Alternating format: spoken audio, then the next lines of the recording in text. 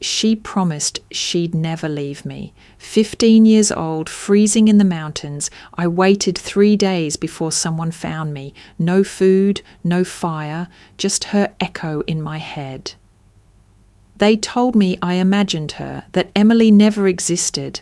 I spent a decade trying to forget. But today, she was on my screen, alive, laughing, a guest on a podcast, under a different name. Why now? Why pretend nothing happened?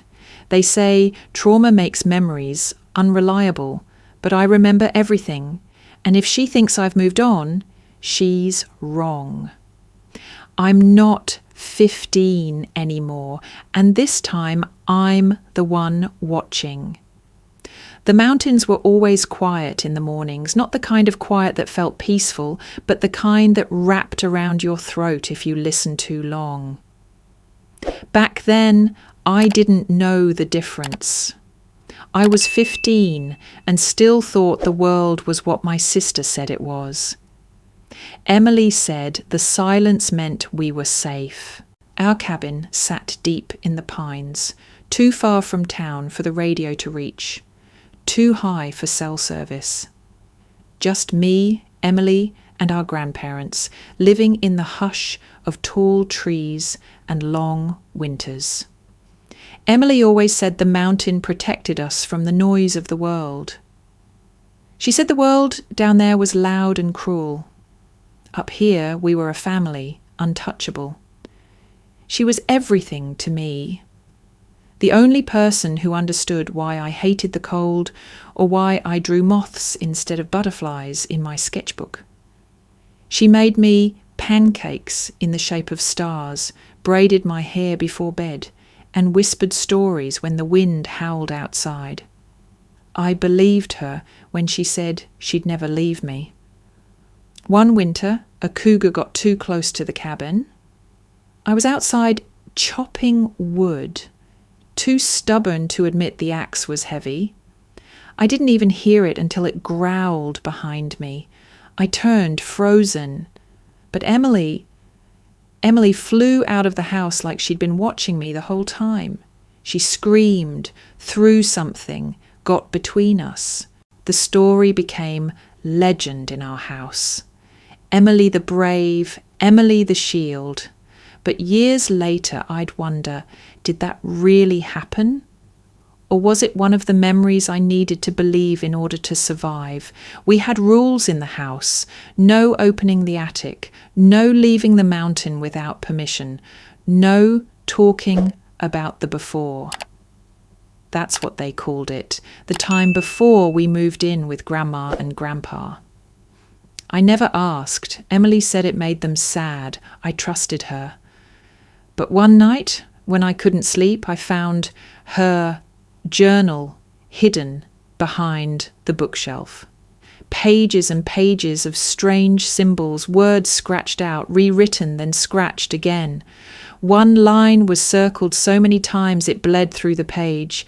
Don't ever tell them what you saw. And beneath it, in my handwriting, though I have no memory of writing it, was a sentence that made me cold. She said they'd take me away if I did. My birthday came with snow. Emily woke me up early, her breath fogging in the freezing room. Let's go up to the ridge, she said. Just us. You're old enough now. I didn't ask old enough for what. We packed sandwiches, a thermos of tea, and she led the way through knee-deep snow. The trail twisted through the trees like a story you forgot the end to. At the top, we sat on the flat rock overlooking the valley. Everything below looked like a map from another life. She gave me a necklace, a small brass pendant shaped like an eye. It's protection, she said. Keep it close. Then she smiled, too wide, and said, I'll be right back. Stay here. I waited. First minutes, then hours. The sun dipped low. My tea turned cold. I called her name until my throat hurt. When night came, I curled under my coat and cried. The next morning I followed footprints in the snow, but they stopped halfway down the slope, just stopped. 3 days later, a hunter found me. I was half conscious, my lips cracked, fingers numb. I told them what happened. How Emily left and never came back. They didn't believe me. At the hospital, no one could find any records of her. No school photos, no birth certificate. My grandparents said I must have imagined her, that I'd always been an only child. They looked at me like I'd broken something inside them.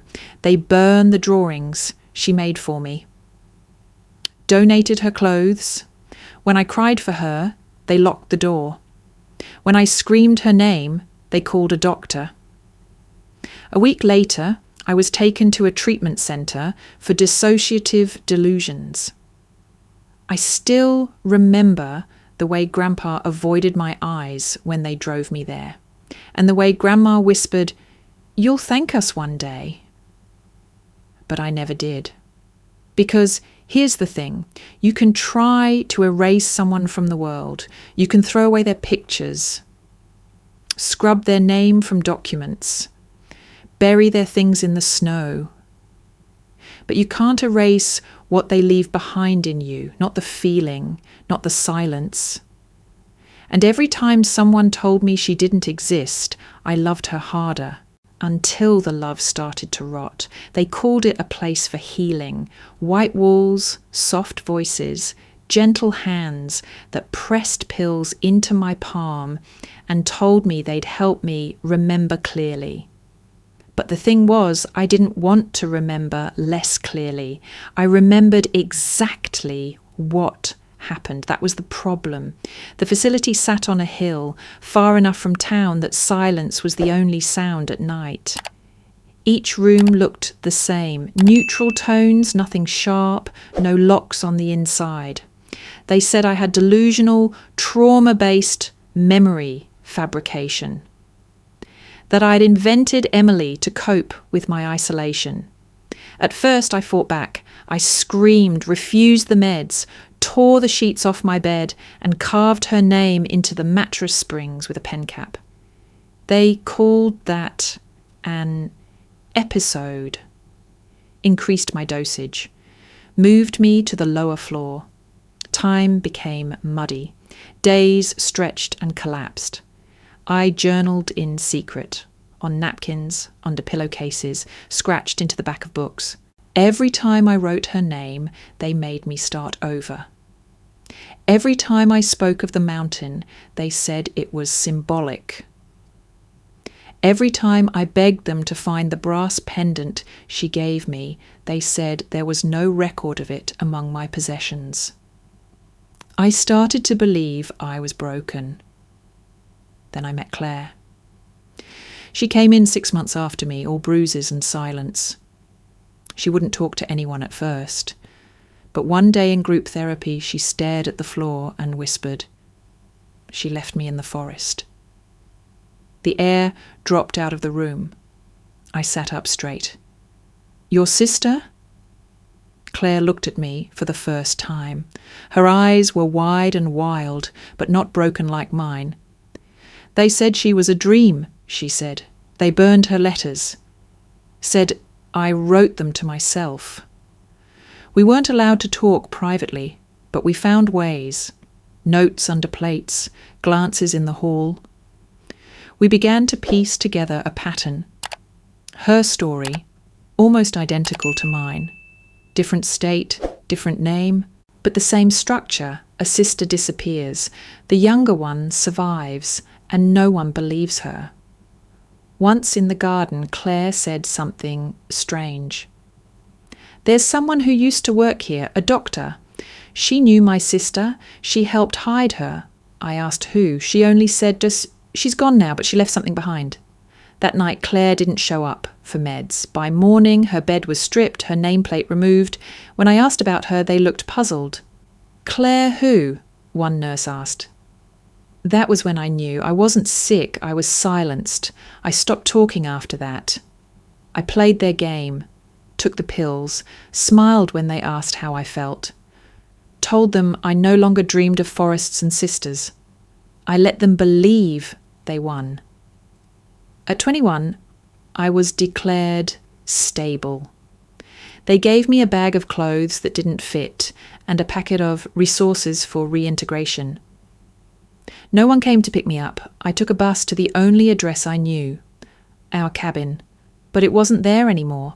The land had been sold, cleared. A real estate sign stood where the front porch used to be. I stood in the snow, looking at the spot where Emily had once taught me to catch snowflakes on my tongue, and felt the first real crack in years. Not a break, a split, something shifting underneath. A week later, I found the obituary. Grandma died 2 years prior, Grandpa a few months later. Both deaths were ruled natural, but I knew the tone behind those words. What stung more wasn't their absence. It was that no one told me. They let me rot in that place while they were buried in the dirt. I requested their death records. And that's when I noticed something terrifying. There were no legal records showing they ever had custody of a granddaughter. My name wasn't listed, no will, no mention of me at all. It was like I'd never existed. I rented a room in the city, got a job at a local bookstore, quiet work, cash under the table. At night, I read old newspaper archives, traced every file I could find about the mountains, missing persons, psychiatric trends. I found threads, patterns, whispers, nothing concrete, but enough to keep digging. Then it happened. A new email, no subject, no name, just one line. She never left you. You left her. I read it again and again, my chest hollowed out, my hands shook. No one but me knew the phrasing from that last day, the way Emily said, "Stay here," the way I'd begged her not to go. The words echoed like a curse.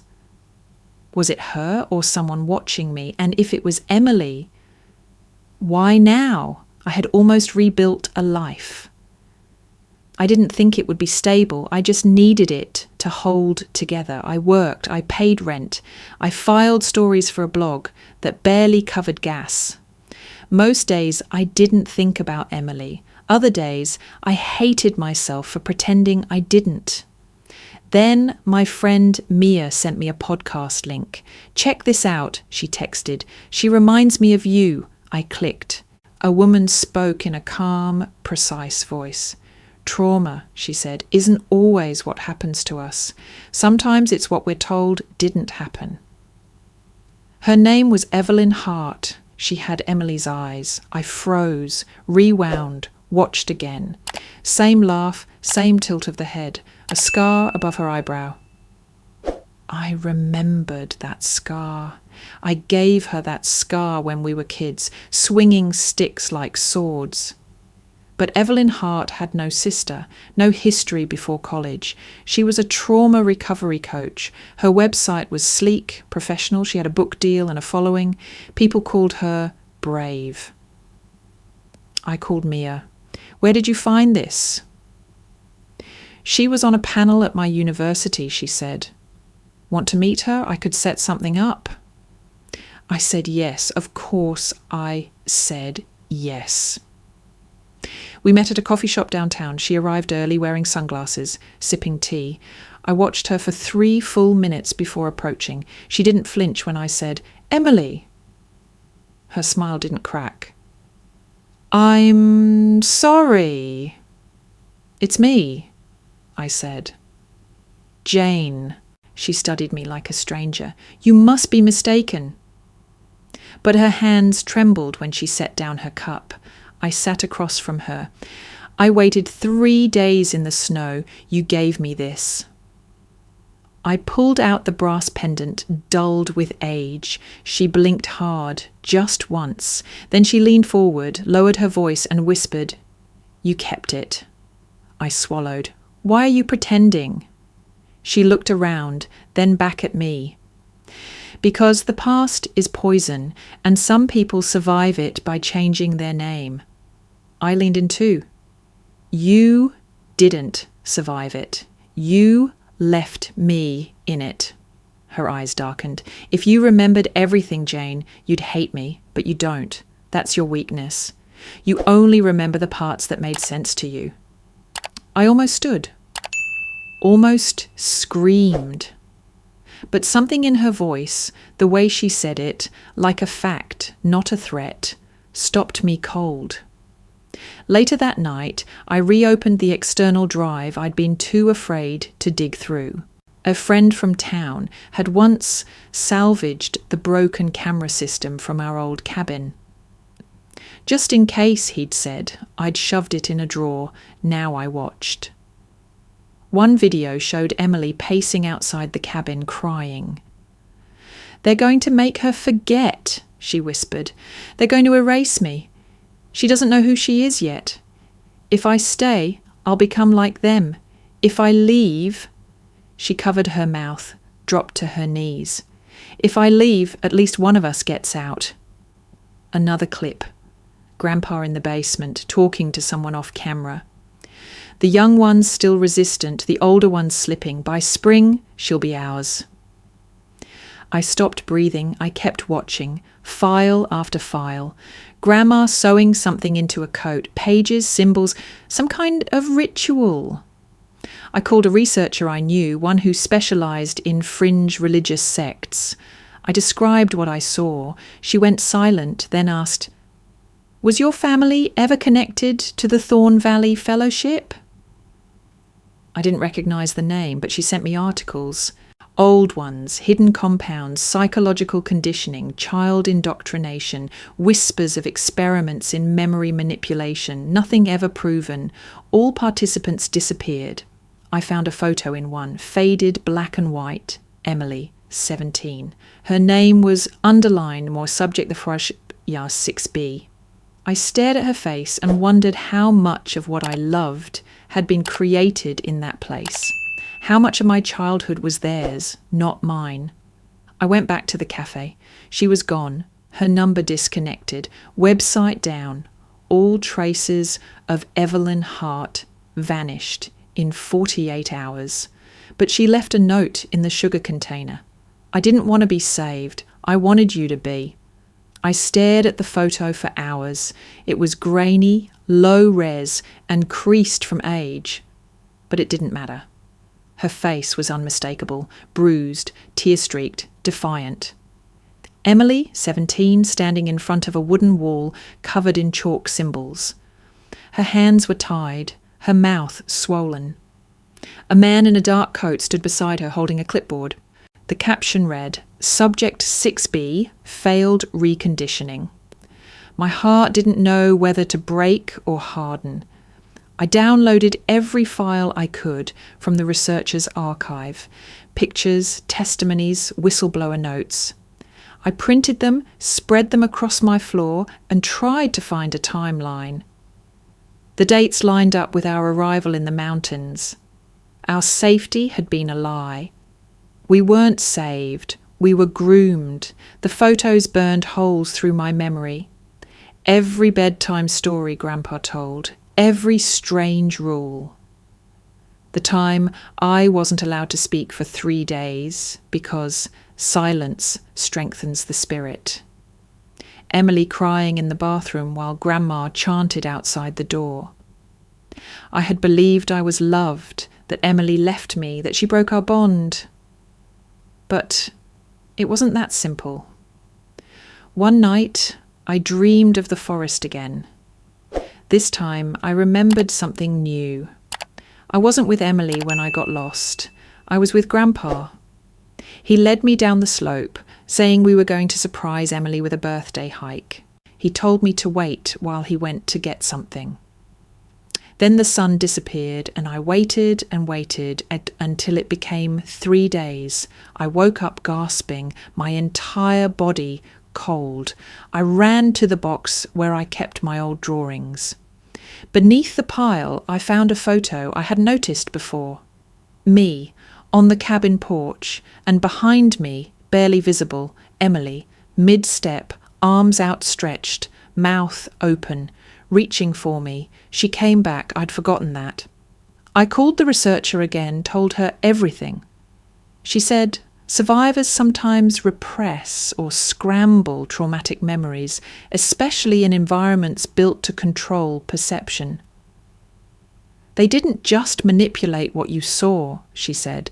They rewired what you believed. My hands wouldn't stop shaking. For the first time in 20 years, I wanted to talk to Emily, not to accuse her, but to understand.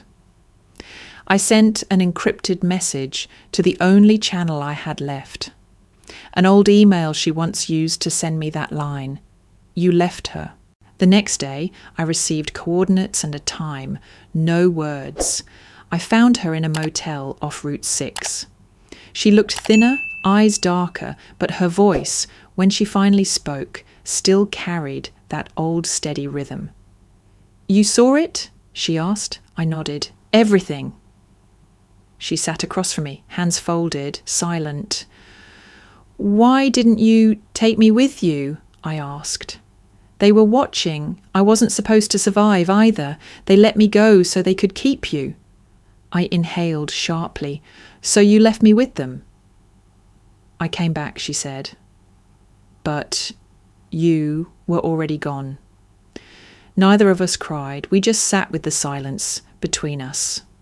For once, it wasn't sharp, it was shared. That night, we spread out documents, mapped connections, cross-referenced names. Names of survivors. Names of recruiters. Codes from notebooks Grandma kept hidden in her sewing machine. The fellowship had never gone away. It had simply rebranded. A leadership consultancy, a spiritual alignment group. Some of its members now held positions of power. Their hands reached further than we imagined. We drafted a plan, a podcast series, a documentary, anonymous testimonies, public records tied to real names. We reached out to former members, got recorded statements, secured legal protection. Emily used her Evelyn Hart persona to get into spaces I couldn't. For the first time, we were sisters again, not just in blood, but in purpose. The night before launch, we rented a studio. A small team prepped the episode for release. It was raw, terrifying, honest. Emily recorded the opening monologue. This isn't about blame, she said into the mic. It's about remembering clearly and finally choosing to speak. We agreed to meet at my apartment the next morning, right before the episode dropped. She didn't show up.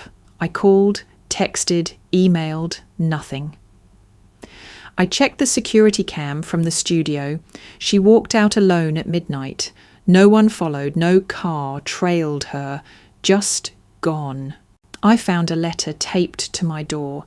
In her handwriting, "You're the one who can carry this now. Please don't look for me.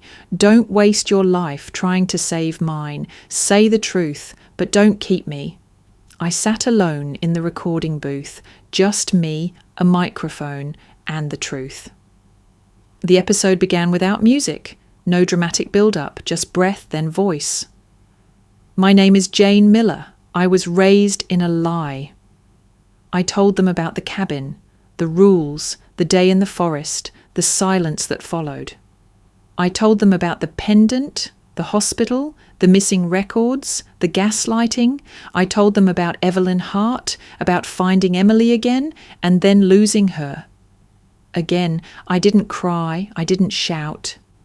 I spoke like someone who had survived a war and didn't need to convince anyone of it anymore. When the episode went live, I turned off my phone. I didn't check numbers, didn't refresh comments. I walked to the park, sat on a bench, and watched a child chase pigeons across a sidewalk. The air was warm for once. I let it fill me. By nightfall, my inbox was on fire. Thousands of messages, voices from all over the country, no, the world. People saying, "I remember too." They did that to me. I thought I was alone. Former members of the Thorn Valley Fellowship wrote, "Shh." Many were anonymous. Some were bold. Names I had seen in documents were suddenly real, breathing, angry, brave. Journalists reached out, investigators, survivor coalitions. The story spread faster than I could chase it. Someone made a hashtag. Someone else made a website. But Emily never called. I tried not to search for her in every reply. In every paragraph, I looked for a phrase she might use, a word she would slip in. Something only I would recognize. Nothing came. Days turned to weeks. I gave interviews, sat on panels, wrote essays, told the same story 100 ways, hoping that if I told it enough, the ending would change. It didn't. And then one Thursday morning, a woman knocked on my door. She was young, early 20s, nervous. She carried a worn canvas bag and held it like it was glass. "Are you Jane?" she asked. "Yes." I think she wanted me to give you this." Inside the bag was a box, heavy, locked. But taped to the top was a key. I opened it on the floor of my apartment. Inside, a thick journal, an old flash drive, a folder with my name written on it. The journal was Emily's, pages upon pages of her handwriting. Chaotic at first, later, steadier. She documented everything, from the rituals at the cabin to her escape, her time inside the fellowship's inner circle, her decision to become Evelyn Hart. There were confessions, mistakes, regrets. "I tried to take you with me," one page read. "I begged them, but they told me if I did, they'd erase us both. I thought if I left, I could find a way back stronger. I never knew how long that would take." The flash drive had audio files. One stood out. It was a recording, time-stamped just weeks before her final disappearance. "If something happens to me," Emily's voice said, "please know this was my choice. I traded everything to keep her safe. They would have found her, so I made a deal." She spoke of a contact in a global witness protection agency, a former cult investigator who promised her anonymity in exchange for information that would dismantle the fellowship permanently. I gave them everything: names, structures, financial records. They said they could protect me, but I wouldn't be Jane's sister anymore. Not publicly, not ever. A pause. "I'm okay with that, as long as she gets to live her truth." The folder in the box held the agreement papers. A redacted copy of the identity change order. Witness signatures. The deal was real. Emily hadn't disappeared to run. She disappeared to finish the fight and to erase her trail behind her for good. I sat there for a long time, box open beside me, wondering if I hated her again, wondering if I could forgive the absence this time, knowing it was the price of my freedom. I don't know if forgiveness is always loud. Sometimes it's just sitting quietly with what you know and choosing not to let it eat you. The story made headlines. The investigation expanded, people were arrested, properties seized, but none of that mattered as much as one simple fact. She chose to be forgotten so I could remember. The book came slowly, word by word, over quiet mornings and sleepless nights. I didn't write it to expose anyone. That part was already done. The podcast, the investigations, the interviews, all of it had served its purpose. What was left wasn't justice. It was the wreckage. I called it The Sister Who Left Twice. People expected rage, accusations, the final word in a story full of betrayal. What they got instead was memory, fragmented, imperfect, real. I wrote about what it meant to love someone who vanished, about the danger of remembering too much and the pain of forgetting just enough to survive. It wasn't a story about Emily. It was a story about being the one left behind, again and again, and choosing not to let that define you. The book sold modestly at first, then one day a survivors group shared a chapter. After that, the flood began. Readers emailed me from across the globe, survivors of cults, of abusive homes, of families who told them their pain was imaginary. They didn't ask for advice, they just wanted to be seen, so I created a space for them. A quiet building on the edge of town, surrounded by trees but never too far from the road. I called it the Archive, not a therapy centre, not a clinic. Just a place where people could sit with their stories and learn how to hold them. We had workshops on narrative reconstruction, on memory fragmentation, on distinguishing trauma from invention. We built a library not of facts but of lived truths. I watch strangers walk through our doors as ghosts and walk out feeling solid.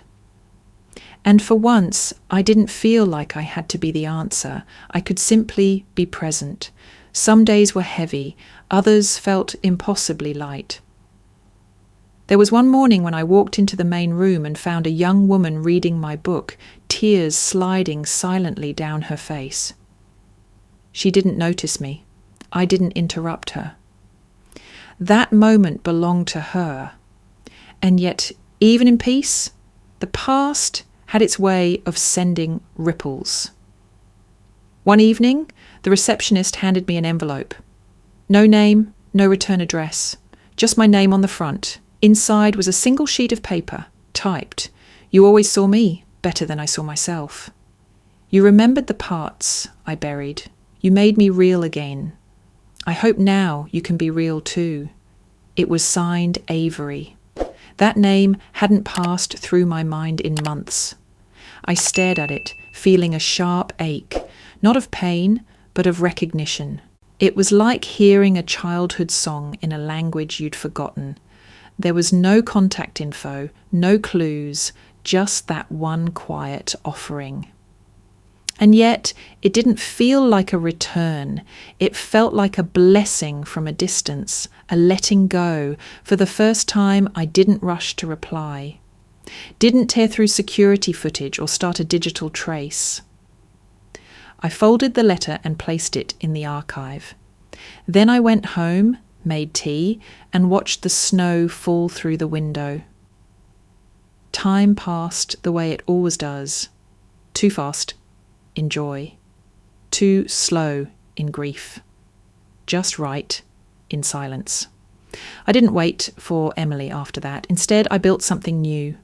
A dinner table full of people who weren't related to me but felt more like family than blood ever had. A woman who had escaped a fundamentalist commune in Arizona. A trans man whose parents had rewritten his entire childhood through photos and stories he didn't recognize. A veteran whose PTSD wasn't from war, but from growing up being told he was too sensitive to survive. We called ourselves the Remembered. We told stories not to relive them, but to reclaim them. No one asked for proof. No one corrected the timelines. We just bore witness to one another. I stopped wondering if I'd ever see Emily again. Some things don't need resolution.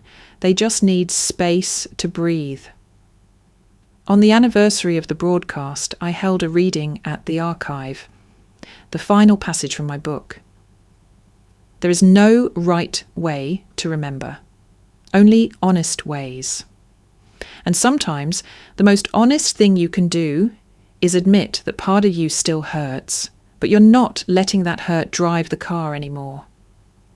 I looked out at the audience, dozens of faces, each carrying their own fractures, and felt something deeper than pride. I felt rooted. That night, I walked home through a light rain. The air was cold but not cruel. The city buzzed with life. Somewhere behind me, the world that made me was still collapsing, but I wasn't there anymore. I was here. breathing, alive, not waiting.